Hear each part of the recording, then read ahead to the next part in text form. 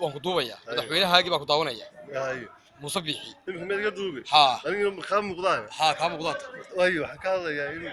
وعنا شو طبعا هاي ضدك العودية حسب الكلمية هذا أنا واحد كنا ضدك مع هذا كبيري حسب ودني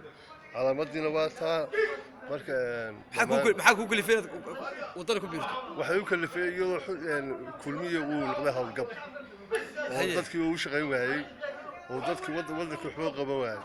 maxaad muuse biixi odhanaysaa isaga musabix saytaaniyad baan u diraya iyo bogaadin waa madaxweyne fiican dadkana uu maartay wadankana uu roon yahay laakiin shaqalaantan aysan naga caawiyo haddii baad ku biirtay wadani haddana saad u bogaadinaysaa madaxweynaha muuse biixi kulmiye ka tirsan weli adiga waa ku biiray laakiin maashi lama asixin lama asixin